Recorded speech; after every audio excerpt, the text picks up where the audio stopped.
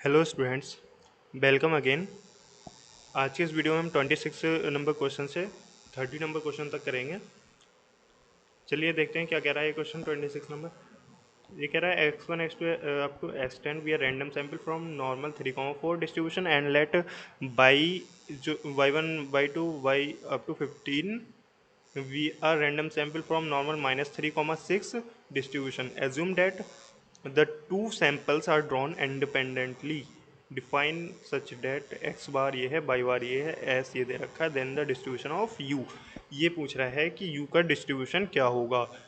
हमें पता होता है कि यू जो स्टैंडर्ड नॉर्मल डिस्ट्रीब्यूशन होता है और उसको अगर हम डिवाइड कर दें root of chi square distribution divided by their respective degree of freedom, then वो टी को फॉलो करता है। चलिए इसी वाली थ्योरम पे बेस्ड ये क्वेश्चन है। चलिए मैं दिखाता हूँ कैसे क्या हुआ है। 26 नंबर क्वेश्चन है। एक्स आई जो है वो फॉलो कर रहा है नॉर्मल 3,4 को, वाई आई इसको फॉलो कर रहा है, देन एक्स बार जो है वो फॉलो करेगा नॉर्मल 3,2y5 को, क्योंकि ये होता है हमारे पास एस बाई ये होता है वेरिएंस इसका 2/5 आ जाएगा। ठीक है, अब इसमें भी 2/5 आएगा ये। तो जब हम इन दोनों का सम करेंगे एक्स बार प्लस वाई बार, तो ये हो जाएगा नॉर्मल 3 +3 और -3, ये तो हो जाएगा 0, और वेरिएंस जो है वो ऐड हो जाएगा, तो ये आ जाएगा 4/5। अब X bar plus Y bar divided by 2/√5, इससे डिवाइड करेंगे इसके स्टैंडर्ड एविएशन से, तो ये आ जाएगा हमारे पास नॉर्मल 0, 1, ये आ गया हमारे पास स्टैंडर्ड नॉर्मल। इसी तरीके से जो एस स्क्वायर है, एस स्क्वायर में n-1 9 हो गया और डिवाइडेड बाई 4, तो ये आ जाएगा हमारे पास chi square 1 degree of freedom. ठीक है, तो अब हमारे पास क्या था, √5 X bar plus Y bar divide by S. अब क्या करेंगे हम इसको एक्स इसको ऐसे ही रहने देंगे ऊपर वाले को और डिवाइड कर देंगे 2 से। जब ऊपर डिवाइड करा 2 से तो नीचे भी डिवाइड करेंगे 2 से, तो जब नीचे डिवाइड करेंगे तो ये रूट में जाके 4 हो जाएगा अंदर। ठीक है, तो एस स्क्वायर बाई 4 हो गया है। अब ऊपर तो बन गया ये हमारे पास स्टैंडर्ड नॉर्मल बन गया। अब ये हमें बनाना है यहाँ पे काई स्क्वायर, इस तरीके से ये वाला जो है इस तरीके से हमें यहाँ पे बनाना है। तो हम 9 से मल्टीप्लाई करेंगे और 9 से ही डिवाइड करेंगे, तो 9 s² बाई 4, ये तो हो गया हमारे पास काई स्क्वायर 1, काई स्क्वायर 9 और डिवाइडेड बाई 9, तो ये आ जाएगा हमारे पास standard normal upon under root chi square 9 with divide by its a degree of freedom 9, तो ये आ जाएगा हमारे पास स्टैंडर्ड नॉर्मल और under root chi square with 9 degree of freedom divide by its degree of freedom, तो ये follow करेगा T with 9 degree of freedom को। ठीक है, तो इसका आंसर हो जाएगा ये T with 9 degree of freedom.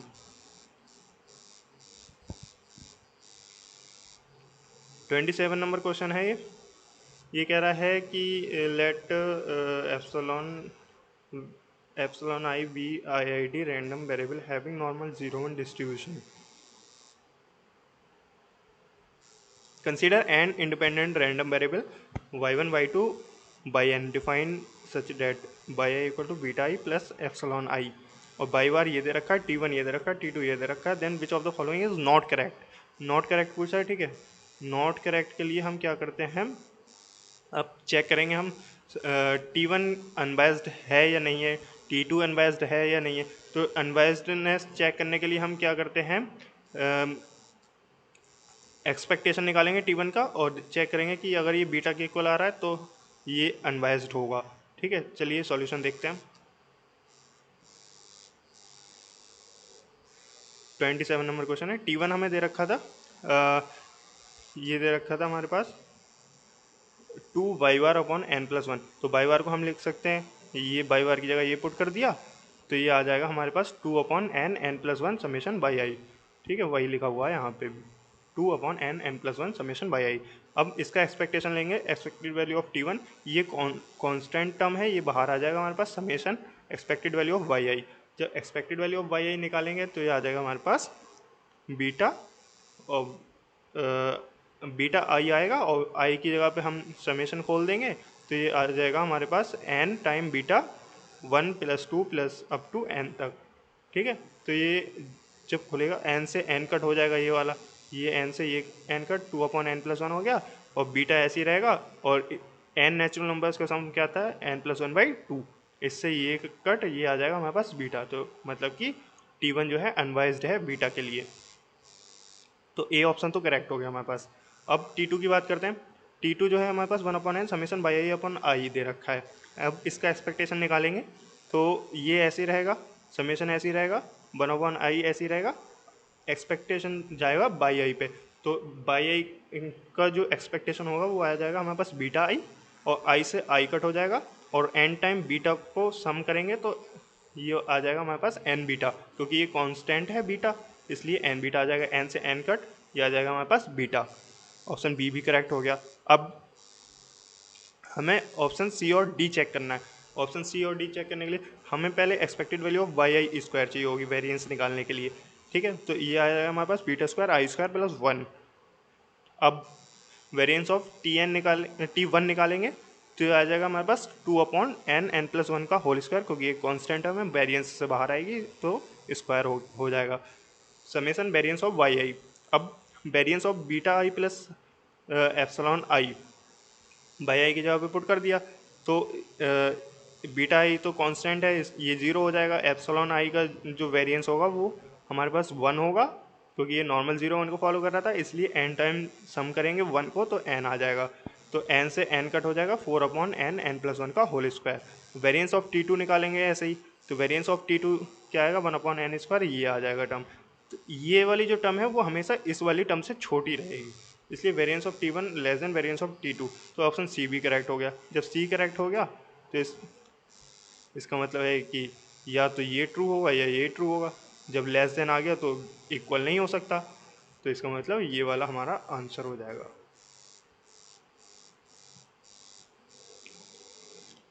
चलिए देखते हैं 28 number. A biased coin with probability P tossed m time independently it known that P जो है वो 1/4, 3/4 में बिलोंग कर रहा है, M 3, 5 में बिलोंग कर रहा है।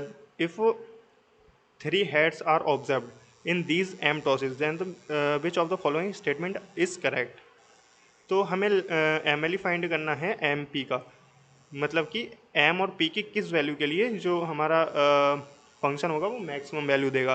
ठीक है, तो चलिए मैं बताता हूँ। ये हमारा बाइनोमियल टाइप का बनेगा, चेक करते हैं कैसे किया होगा। 28 नंबर प्रोबेबिलिटी ऑफ x = 3, मतलब कि हमारे पास 3 सक्सेस हैं, 3 हेड ऑब्जर्व। ठीक है, हमारे पास बाइनोमियल में क्या फॉर्मूला होता है एन सी एक्स, मतलब कि एम सी 3 पी की पावर 3 और 1 - पी की पावर m-3। एम बिलोंग कर रहा है 3/5 को, पी बिलोंग कर रहा है 1/3 1/4, 3/4 को। Since all the values of M and P are discrete then order pair of M P इस तरीके से बनेंगे 3,4 3,3/4 5,1/4 5,3/4। Now we can check the value of the function. अब हम इन ऑर्डर पेयर पे इस फंक्शन की वैल्यू निकालेंगे, जो मैक्सिमम वैल्यू आएगी जिस पॉइंट पे वही हमारा एम एल ई हो जाएगा। हमने चेक किया 3,1/4 पे, तो ये दे रहा है 0.01415, और 3,3/4 पे चेक किया तो ये दे रहा है हमारे पास 0.47, और 5,1/4 पे चेक किया तो ये दे रहा है 0.087, 5,3/4 पे चेक किया तो ये दे रहा है 0.26। तो मतलब कि मैक्सिमम वैल्यू जो है वो हमारा 3,3/4 दे रहा है, तो इस मतलब जो है हमारा एम एल ई होगा 3,3/4। ये वाला हमारा आंसर हो जाएगा। ठीक है,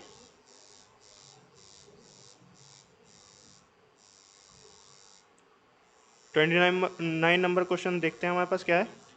x1 x2 up to xn we are random sample from exponential lambda distribution where lambda 1, 2 को बिलोंग कर रहा है। Testing for testing h0 and h1 the most powerful test of size alpha belong कर रहा है 0, 1 को will reject h0 if and only if। हमें बताना है कि कौन सा क्रिटिकल रीजन होगा। पावरफुल टेस्ट बताना है। टेस्ट कौन सा होगा? तो चलिए मैं बताता हूँ मैंने कैसे किया हुआ है इसको। देखिए एक्स जो है वो फॉलो कर रहा है एक्सपोनेंशियल लैम्डा को। अब हमें पता होता है कि अगर हम इसमें एक्स में मल्टीप्लाई करेंगे तो यहाँ पे डिवाइड होगा।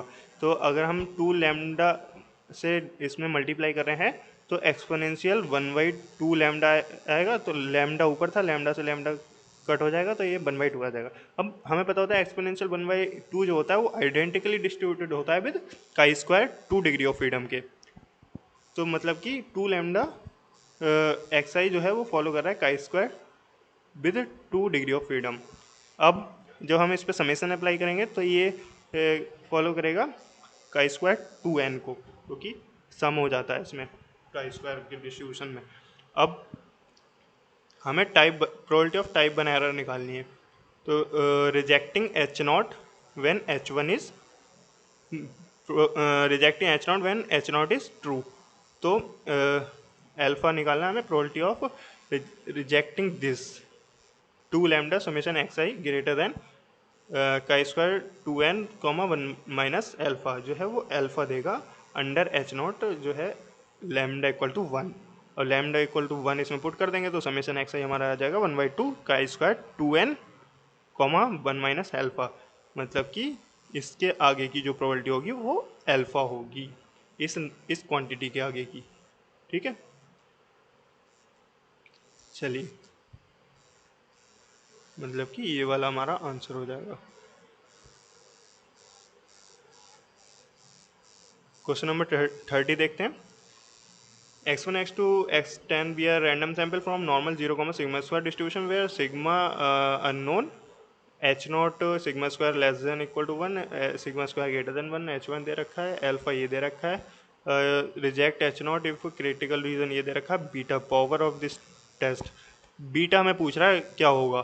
ठीक है, तो चलिए देखते हैं। बीटा हमें पता होता है rejecting H not when H one is true, rejecting H not when H one is true equal to beta जो कि पावर है टेस्ट की। तो क्रिटिकल रीजन हमें दे रखा था summation x square greater then जो 18.307 ये हमें दे रखा है, ये वाला ये हमारा क्रिटिकल रीजन है। अब इसमें हम क्या करेंगे, सिग्मा से डिवाइड करेंगे, सिग्मा स्क्वायर से डिवाइड करेंगे तो ये आ जाएगा एक्स आई अपॉन सिग्मा का whole square greater than 18.307 divide by sigma square. और सिग्मा स्क्वायर हमारा जो है वो 2 है, हमें 2 पे ही तो पूछ रहा था, ये दे रखा हमें सिग्मा स्क्वायर इक्वल टू 2। ठीक है, तो यहाँ पे जब हम 2 पुट करेंगे इसमें तो ये आ जाएगा हमारे पास 9.307 और ये हमारा बन गया स्टैंडर्ड नॉर्मल।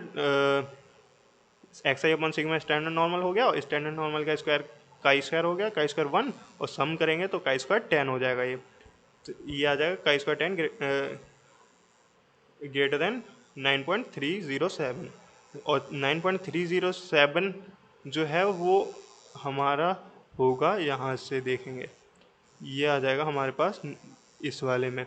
तो ये आ जाएगा काई स्क्वायर 10 कॉमा 0.59.3418। ठीक है, तो ये आ जाएगा हमारे पास काई स्क्वायर 10 कॉमा 0.5।